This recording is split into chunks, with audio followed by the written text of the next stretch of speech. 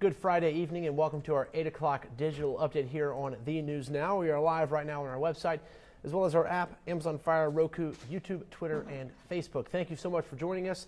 We're going to run through a couple of our top stories from today and then also talk a little bit about what we have coming up on The News at 11.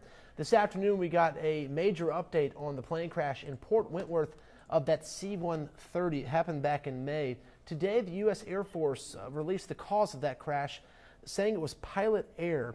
You might remember the crash killed all 9 airmen on board when it went down on Highway 21 there in Port Wentworth.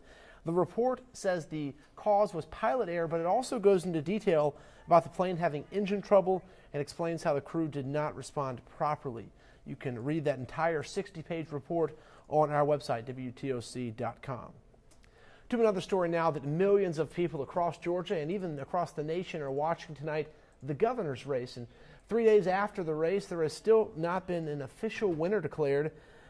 County elections officers tonight are now processing nearly 22,000 provisional ballots cast in this week's election.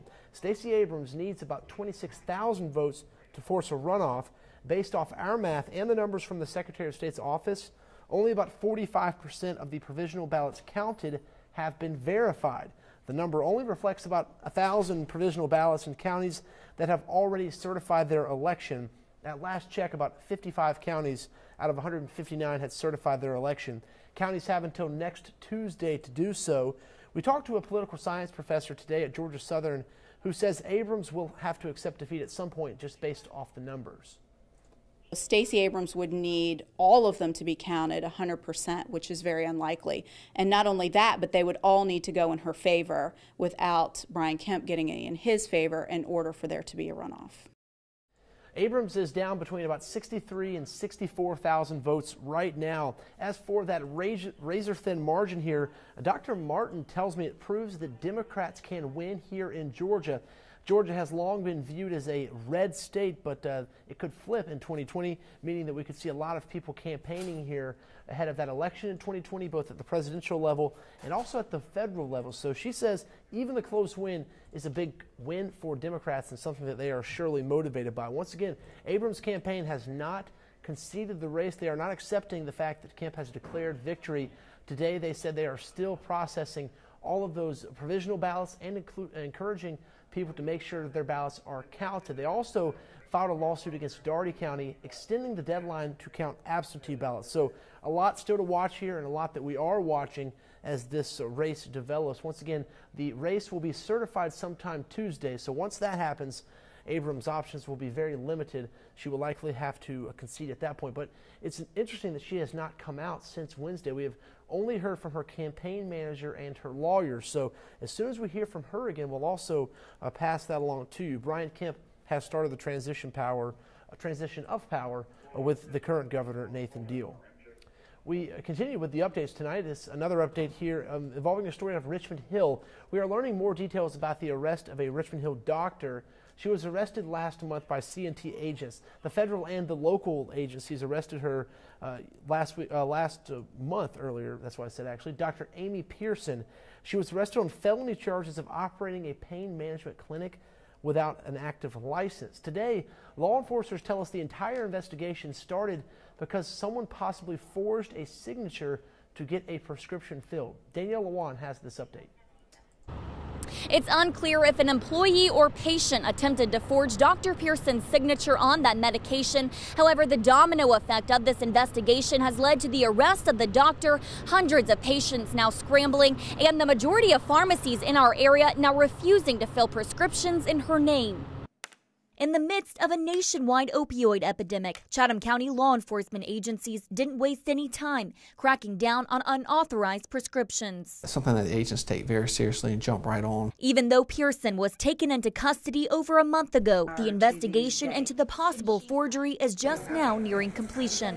While law enforcement removed the doctor from practicing medicine, they cannot control how other clinics or pharmacies move forward. At the end of the day, it's up to the particular pharmacy or the pharmacist to decide they want to fill someone's prescription or not. I reached out to several pharmacies, including Publix, Walgreens, CVS, Kroger, and Low Cost. They are all rejecting anything prescribed by Pearson. Now, more and more patients are reaching out to law enforcement, revealing problems with procedures while in the doctor's care, prompting officials to dig even deeper into the clinic's history. The investigators have conducted follow-up investigations or are still in the process of conducting follow-up investigations. Many patients have also needed to access their medical records. This is possible if you fax or email the company's surgery partners.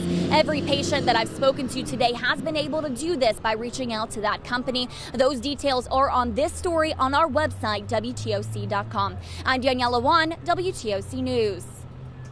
Once again, you heard Danielle say there, but all of those details you need are on our website, WTOC.com. Continuing the trend with updates here on our 8 o'clock digital newscast, we are learning more from Savannah Fire about the decision to shut down Engine 16 because of budget challenges. The Savannah Firefighters Union says it is upset about the change, saying it will affect citizens. The city says they will remove the engine. If a situation calls for more resources than Engine 16 could provide, they would just pull the resources from stations around the city. Take a look, though, at this tweet from the Savannah Firefighters Union. It says, quote, and I quote, "Do not let city officials spin this and fool you. Savannah citizens will face service reductions anytime an apparatus is removed from service." Crystal Howard spoke with the city yesterday. They say because they had to cut 16 because of budget issues. The engine is also responsible for land and water rescues. Coming up tonight on The News at 11, we'll have more from that plane crash investigation. Crystal is going through that report right now. It's about a 60-page report, so she will summarize that for you tonight on The News at 11. A lot of interesting details released in there, namely just unfortunately how the crew responded poorly to some incidents that happened right after takeoff.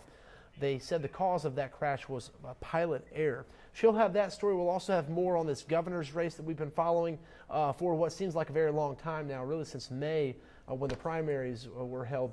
That is all coming up tonight on The News at 11. We have a weather update tonight at 9 with Jamie Earl. We'll also have another news update tonight at 10. I'll see you on The News at 11. Have a great night.